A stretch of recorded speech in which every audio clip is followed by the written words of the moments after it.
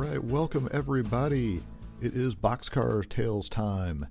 I am Ross. Was that a woo or a woot?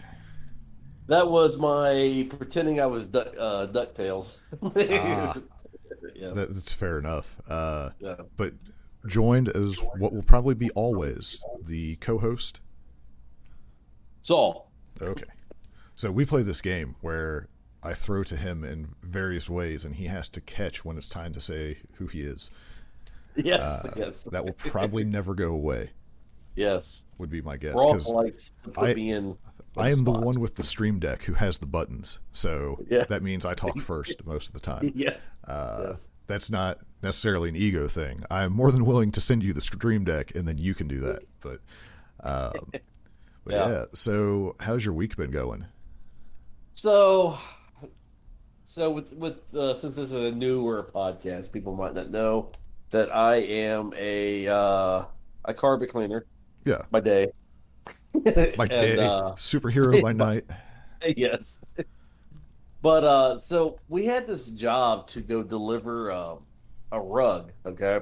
Yeah, And it's one of those things where someone dropped it off at our shop to clean, and then they sold the rug to one of their friends. who's then gonna To pick it up instead of them? No, we were going to drop it off at their house.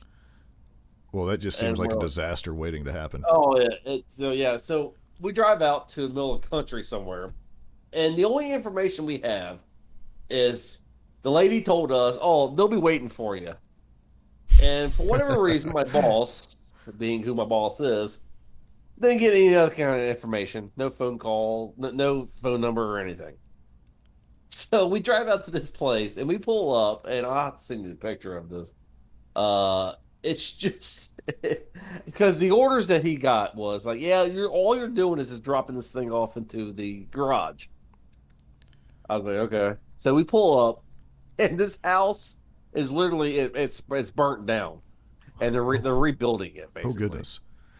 So we're in this driveway, and I was like, what in the world? And the kid that I was with was like, I could go knock on the doors of the next door neighbors and see if this is the if the address is wrong. I was like, no, he ain't doing that. That's just dumb.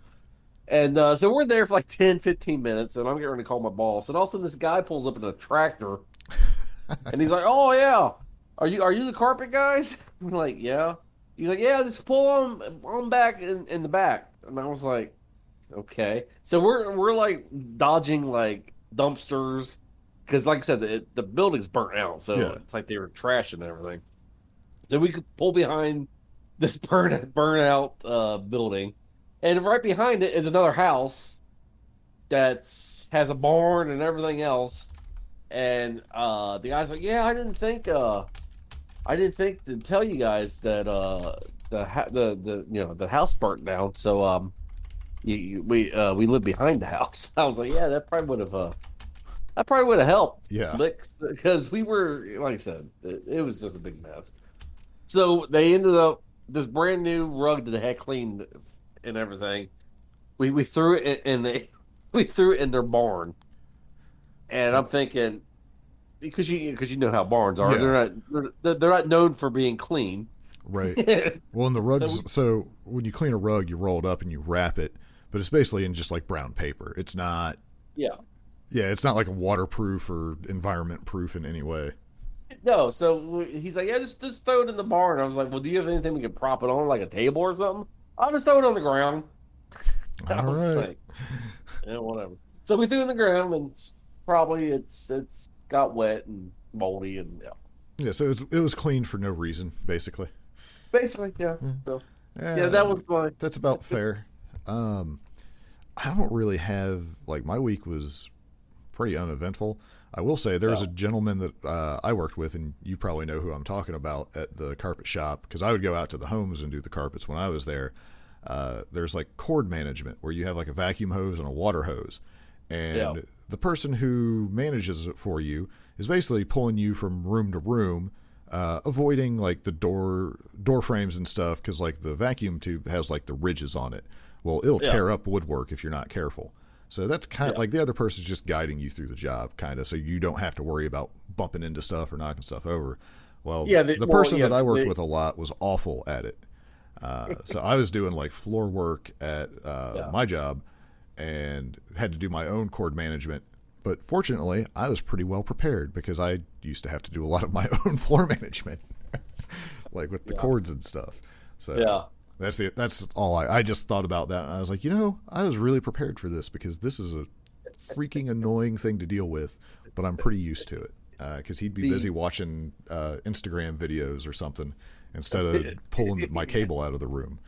So Yeah, yeah, and then he would get mad when you called him out on it. Yeah. yep. But, What do you mean? I wasn't doing that.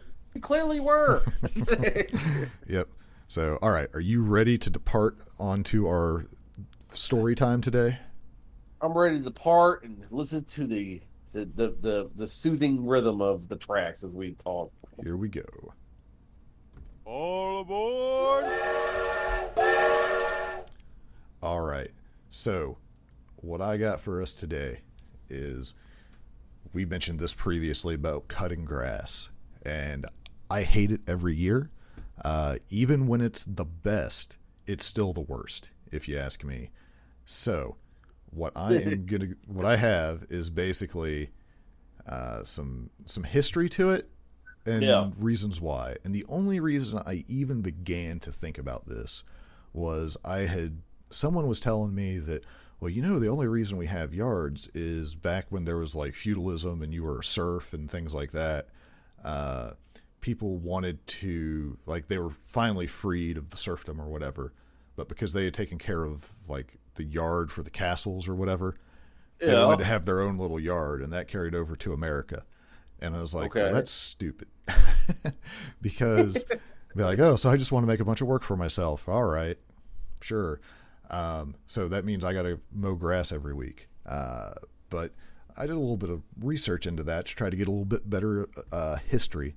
And I noticed there's a lot of things, like the way, and I can only speak to America, but I pulled up like some different websites. This is like one of the blogs from Scientific America. So listen to this propaganda. That's the only way I know how to say it. The state of a homeowner's lawn is important in relationship to their status within the community and to the status of the community at large. Lawns connect neighbors and neighborhoods. They're viewed as an indicator of socioeconomic character, which translate into property and resale values. Lawns are indicative of success. They are a physical manifestation of the American dream of home ownership. To have a well-maintained lawn is a sign to others that you have the time and or money to support this attraction. It signifies that you care about belongings and want others to see that you are like them. A properly maintained lawn tells others you are a good neighbor. Many homeowners associations have regulations to the effect of how often a lawn must be maintained. So important is this physical representation of a desired status that fines can be levied if the law is not maintained. Against this timeline and given the priorities of American colonists, so this is a second part to it, but that to me was like, man, you're really pushing the lawn care narrative here. But so I pulled like a couple things out of this article, but another one was like, so against this timeline, and it's talking about like colonial time, basically. So against this timeline, go ahead. So this is an add on to what you first said there. Yeah, because I live in a neighborhood with an HOA. Yeah. And they monitor. I think they can fine you. Maybe, I don't know. I'm sure they can. Your grass has to be cut once a week, which I'm okay with because I don't want to be living in a neighborhood to where the grass is like up to your knees and stuff like that. Right. So, well, what if that was normal? I get it. So something else I'd like to point out at this point is I'm going to flip flop all over on this because part of me hates mowing the grass, but at the same time I don't want to live like in a concrete hellscape of a world. Yeah. So I like lawns in some regards, but others I don't. So my grandma, she lived down into the hills of Kentucky. Yeah. And she lived on basically on top of a mountain, basically. And she would just turn her goats loose. Yeah. And they were her lawnmower. Yeah. So, I mean, that's how it started. I actually have something on that, so we'll get to that too. But so this is I'll kind of hop articles here, but so against this timeline and given the priorities of American colonists, it's no coincidence then that before the Civil War, front lawns were uncommon. Where they did exist, they were somewhat an experiment by the wealthy in a new style of landscaping. So it's pretty much, it started out as like you had to be wealthy to have a lawn. Like your average person was probably living on somebody else's land and taking care of it and that kind of stuff. Yeah. There came a time where like Washington and Jefferson had like traveled back to Europe for something, and they found this place, and like so this space was again, this is from the article. This space was covered by closely mown grass. Thomas Jefferson, who was among the few to see these changes firsthand, was greatly impressed by the large swaths of green turf that were common to English country estates and tried to emulate this style at Monticello. So, and then also coming from a leader such as George Washington, lent credence to the perception that this was a break from the norm and unique to America. So basically they were like, hey, this idea is sweet. We're going to pretend that this is ours. So we've been bamboozled from the beginning. And so how did they cut the grass back then? Well, I'm about to tell you how that worked, because this fits into like where she was letting the goat go. So dailycal.org had something. I feel like they just copied a lot of the other stuff, but this I found unique to theirs. So turns out historically, yes, lawns originated in Europe in the 16th century when French and English castles desired the land immediately surrounding their property to be free from trees so that soldiers could see if enemies were coming to attack. These fields were usually filled with like thyme or chamomile and were kept short by grazing livestock. Sometime, this is where it just cracks me up, because it's like, we're going to do so much work to show them. Sometime in the 17th century, the practice trickled down to other smaller wealthy landowners who perhaps wanted to replicate the status and feeling of a castle in their own homes. They started maintaining fields of closely shorn grass around their homes. Instead of using livestock to keep it adequately cropped, they switched to manual labor such as scything. Since a large piece of land dedicated to a lawn signified that you could afford not only the manpower necessarily to maintain it, and you weren't bothered by the loss of income from not planting a more productive crop in the lawn's place, lawns became a way to demonstrate your wealth and power. There you go. So so that's how it started out. Now, as far as mowing it, so there is. So I'm going to send you a link through the Discord here. If you scroll down some on this, I'm going to put these links in the show notes. But there is a picture on the bottom right of this thing. It is a monstrosity. Yeah, I've seen this before. Yeah. So I'll try to do justice to that when we get to there. But I just want you to have it in a head. But so the invention of like the lawnmower like goes back forever, and it seems like everything started in Europe. So we can blame them for a majority of the problems. Blame the Europeans. Yep. But so it looks like in 1935, this guy Leonard Goodall, Warrensburg, Missouri mechanic, developed a power rotary motor, which made it easier to maintain lawns than the reel type mowers. So the reel type are like the old push style that you see like in old time movies, where like you're running down the lawn and then a stick pops up and then you just go over the handles. Or at least that's how it happened to me when I tried using one of those. So it could cut down, like I'm assuming it was from context of this article. This is from history.com. Cut greens down to 1 inch, but the blades needed constant sharpening. Reel mowers could not cut high grass because it was hard to push through like that kind of stuff. But so this thing, the post World War II, when we get to that, it looks like an instrument of war. Yep. But so post World War II, like where they did like the GI Bill and all that kind of stuff, home ownership went up crazy and people started wanting lawns. So like the powered mower that we're kind of more familiar with, really spurred that on. So, and then over time, you get all your different like lawn care things and stuff like that. Now, there's something that I read about, and I find this ridiculous. So we should have known there was a problem straight away. So there's this thing. It's Iron Solutions, and let me see. I don't have it up on the screen for you to see, but this is what matters. Is it took about 10 years after the lawnmower was first sold, however, to create one that could be hitched to animals. So this is talking like your push reel style mower. So 1842, Scotsman Alexander Shanks invented a 27-inch pony draw reel mower that you had to hook to the horse. And you also, to avoid the hooves leaving indentations in the lawn, you had to put on soft brown leather shoes and wrap it around the horse's foot. So now, instead of pushing it by hand, the better option is to take your horse, wrap its feet up, hitch this thing to it, and then have the horse pull it, but you still have to be there. I don't see how anyone was like, you know what? I like the way this is going. This is getting better. Like, I don't know. And then, so the thing I sent you, like, you'll just have to, like, look at the show notes. It's going to have, like, the link, and then it'll have a picture of monstrosity on this page.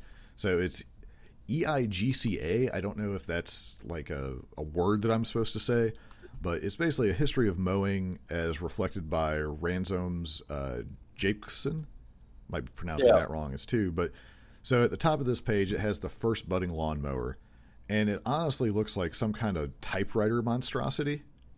Like, all these things look awful to me, but so there's a picture there, and it's like this weird looking thing. I don't even know how to describe it. But like, that's like one of the first ones, and it's like, this looks like a big steam powered. Yeah, like steam. Like think of what you know as like the rotary reel blade mowers, like that you'd see like in old Dennis the Menace cartoons or something like that. And it's like the steampunk version of that. Yeah. And then you go down the page, and it's got, in 1902, this company was the first to have like the ride-on power mower using a petrol engine, and it looks like a boss fight from like a video game. Like, think of any like side-scrolling shooting video game, like retro style, and then like the main bad guy comes out on this crazy robot tank thing. Yeah, this is what they have for mowing the grass. So this is a step up from wrapping your horse in leather, and doing all that. So now you have this machine that I'd love to know that. What is the death count on this thing? Like, the amount of people that died on this thing has to be incredible. I mean, before we even got to this point, can you imagine like wrapping leather around your horse? Getting them ready. I mean, my God, that would be terrible. I guess in the super old days, you didn't have a lot to do, so maybe it wasn't so bad. But just I guess, good Lord, like, I just don't see anything about the path of this that is, hey, this is good. Yes. So now I don't have this noted anywhere, but somewhere along the way, I read more than I ever cared to about lawns getting into this. I was kind of disappointed. But so you have all this stuff, and all this leads to us doing yards and stuff.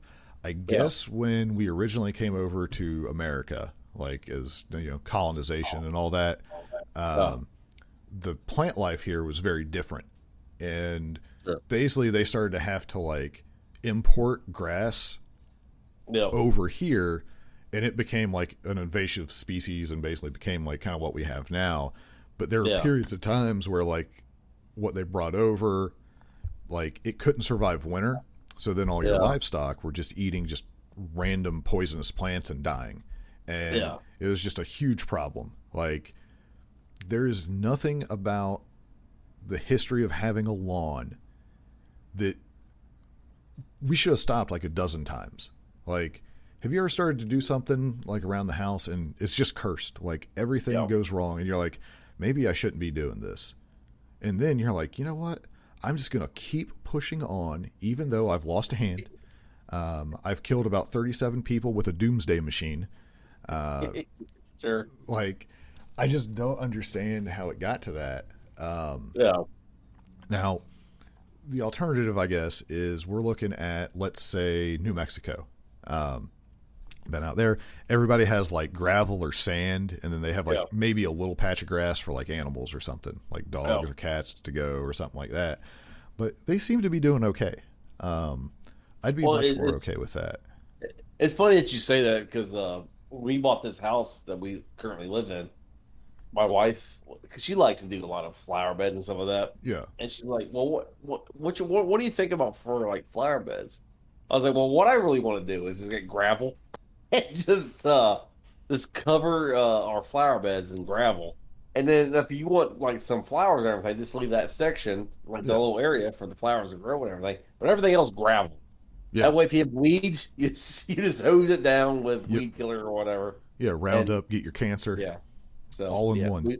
We didn't do that. We went to the more annoying route. We actually, where I live, there is a house. I don't know if it still is, but they had, it wasn't gravel, it was rock. Like, like baseball size rocks is what their front yard was. And I was like, that is brave if you're the only house like that, because kids will throw rocks. Yes. But yeah, like just not having a yard, I don't know. Like where I lived previously, like we had a super small yard, so you're real close to the sidewalk in the street. I didn't like that either. So I like the yard because it's a buffer.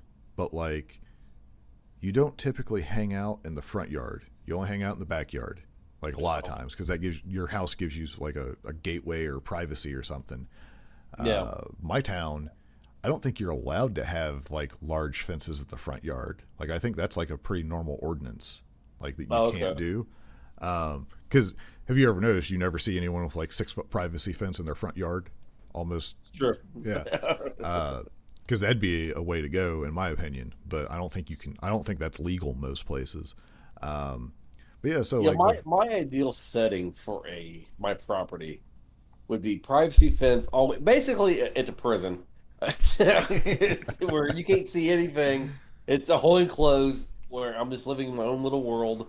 And what about if you could have an underground house? Like basically just you dig a bunker and then your yard is actually, or your land is just a big flat space of grass that you can mow.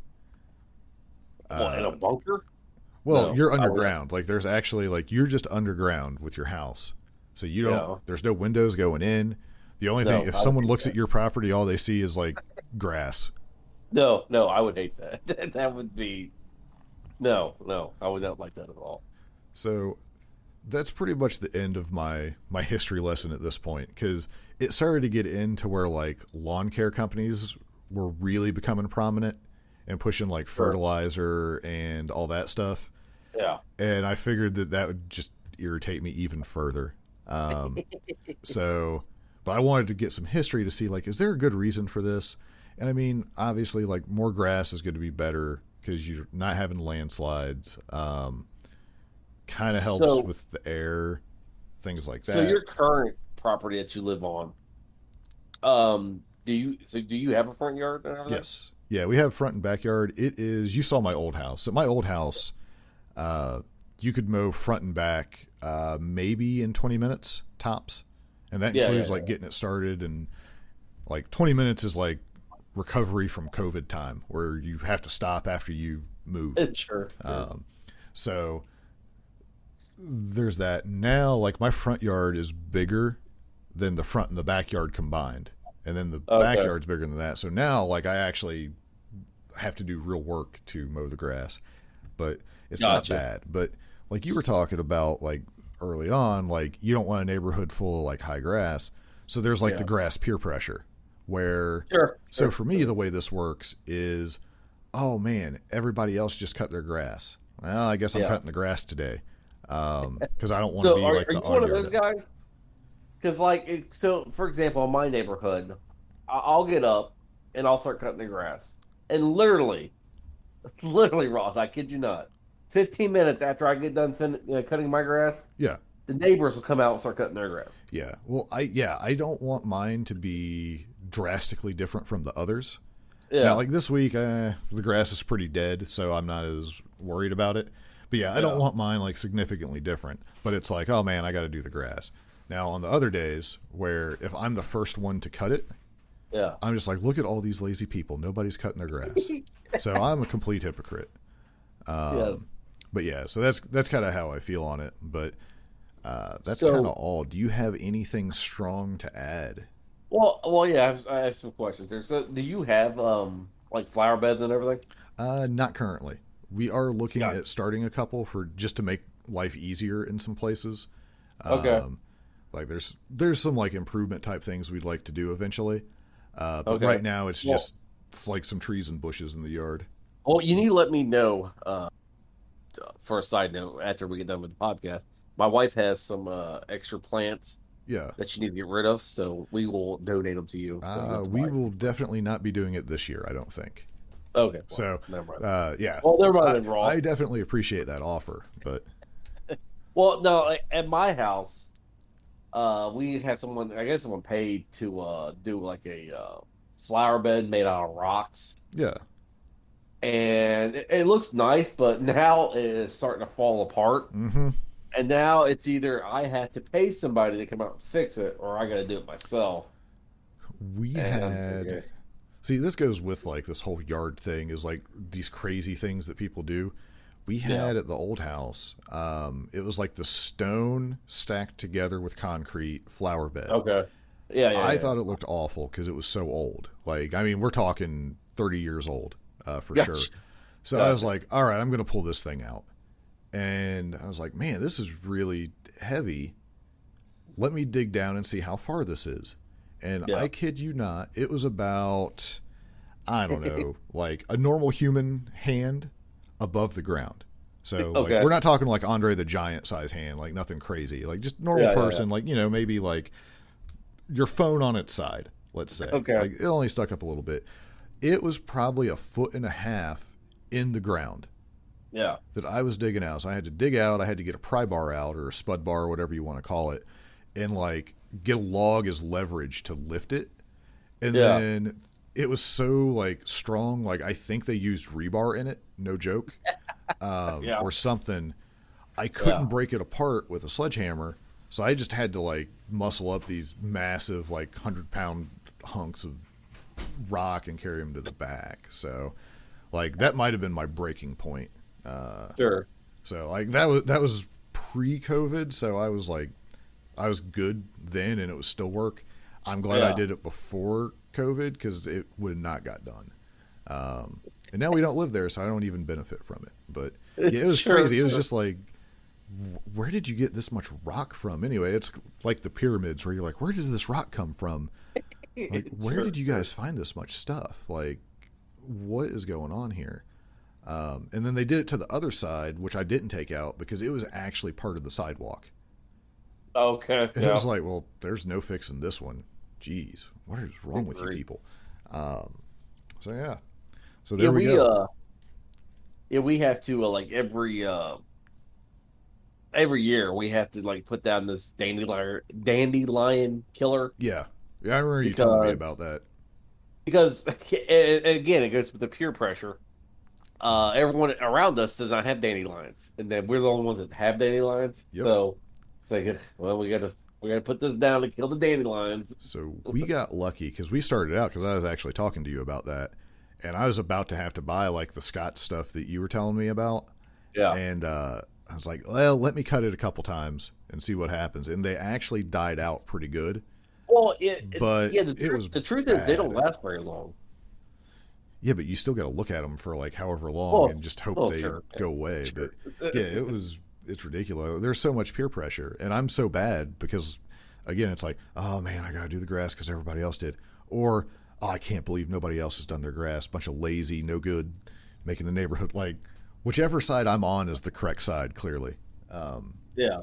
When it comes to that, but and yeah, like I mean, we associate it with like if you go up to like say you're delivering a pizza to a house with like an unkept yard, you Yeah. immediately think less of like, oh, am I in a bad neighborhood?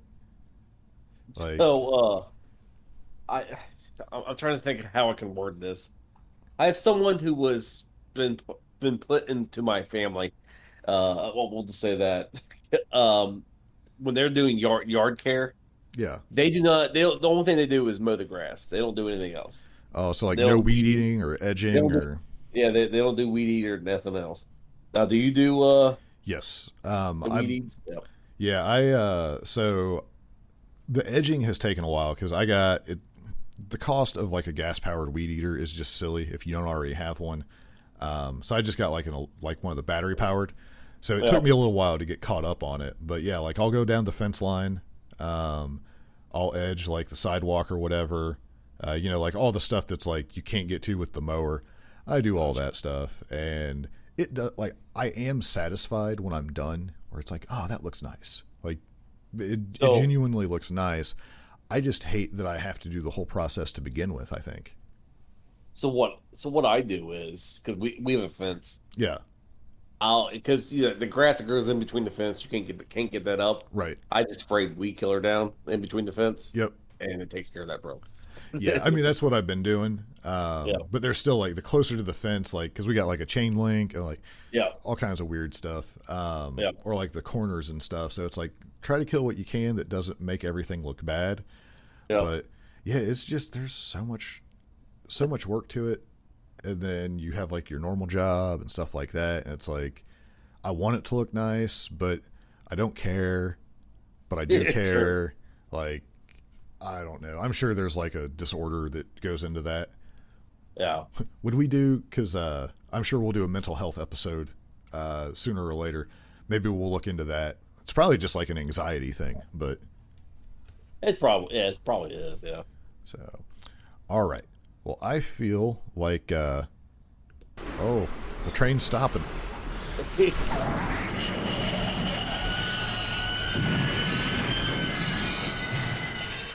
So, do you have... If the train stopped, I didn't hear it, so...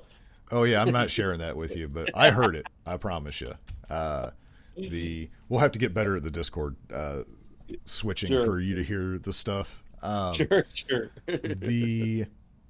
Yeah, I don't have much more to add to that. Is there any closing thoughts you want to have for the week? Well, it's just right now while we're recording this, it's July 4th week, so yeah, I'm not looking forward to hearing all the fireworks that night and everything. Yeah, they suck. So I think we talked about it a little bit previously, so so just to finish this up here, so we live right next to this big park. Yeah. And I'm taking the dogs out to use the restroom, and this person last night was singing Lady Gaga. And I'm not a big Lady Gaga fan, but my God, they were butchering the song so badly. I mean, that's what happens. So, Yeah. All right. Well, we will return. We'll have some more stuff. I don't know what we're going to talk about coming up in the future, but we'll try to pass, half hour of your life or so, and maybe teach you something, maybe make you laugh. Basically, we're just trying to get you through the day of whatever you're doing right now that you hate. And hopefully you don't hate us as much as what you're doing right now. That would be sad, depending on what it is. So, all right, here we go. We will see you guys. As it is right now, again, we're not pushing the social media or any of that stuff yet. But there is the email, boxcartales@gmail.com, if you would like to get a hold of us. So tell us how great we're doing or how bad we're doing. Either way. Or if you want to tell us train facts, that's fine too. So you know what? Yes. Just send us a whole email about train facts. That's what I want to hear about. All right.